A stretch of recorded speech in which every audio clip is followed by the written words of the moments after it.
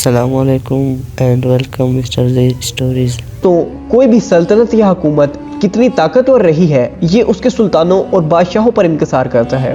इंसानी तारीख में ऐसी बहुत सी सल्तनतें भी थीं जो सिर्फ़ और सिर्फ अपने सुल्तानों और बादशाहों की गलतियों की वजह से तबाह बर्बाद हो गई थी, जिसकी सबसे बड़ी मिसाल मुग़ल सल्तनत है। आज की हमारी इस वीडियो में हम दुनिया की एक ऐसी सल्तनत के बारे में बात करेंगे कि जिन्होंने दुनिया के एक बहुत बड़े हिस्से पर 600 साल तक हुकूमत की थी। जी हाँ, हम बात कर रहे हैं सल्तनत उस्मानिया के बारे में। यूँ तो सल्तनत उस्मानिया में 34 सुल्तानों ने हुकूमत की थी, जिनमें एक से एक बढ़कर सुल्तान आए, लेकिन आज हम उन सुल्तानों के बारे में बात करेंगे जिन्हें सल्तनत उस्मानिया में एक अलग ही मकाम हासिल है। दोस्तों, सल्तनत उस्मानिया के टॉप 5 सुल्तानों की फहरिस्त में नंबर 5 पर नाम आता है सुल्तान अब्दुल हमीद सेकंड का।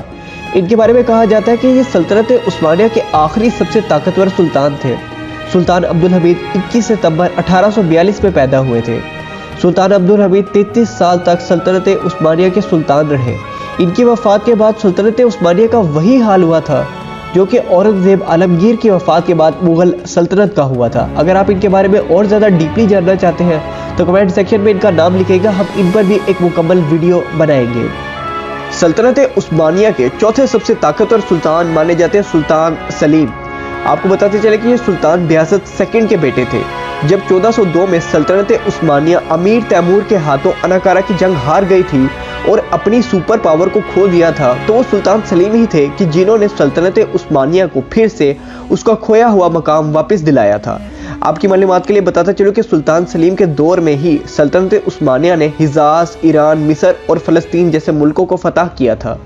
इसके अलावा उन्होंने मक्का, मदीना और यरूशलेम जैसे पाक शहरों तक सल्तनत उस्मानिया को फैलाया था, जिसके बाद पूरी दुनिया के मुसलमानों ने उनको अपना खलीफा मान लिया था।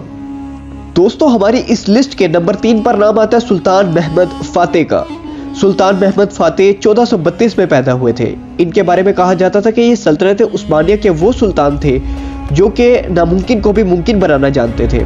इन्हीं के दौर में सल्तनत उस्मानिया ने पहली बार कुस्तुनतुनिया को फतह किया था, और आपको शायद ये जानकर हैरत होगी कि ये नामुमकिन सा नजर आने वाला काम उन्होंने सिर्फ और सिर्फ 21 साल की उम्र में कर दिखाया था।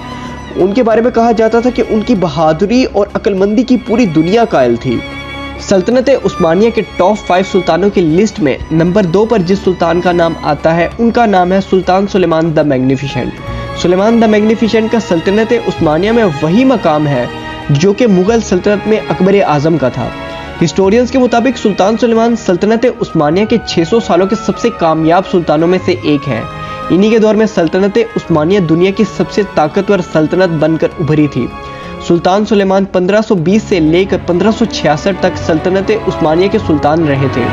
सुल्तान सुलेमान के बारे में कहा जाता है कि इन्होंने सल्तनत उस्मानिया में दौलत से लेकर हथियार और हर चीज़ में सल्तनत उस्मानिया को इतना मजबूत बनाया कि इसकी जड़ों को हिलाने में सल्तनत उस्मानिया के दुश्मनों को सैकड़ों सालों का वक्त लग गया।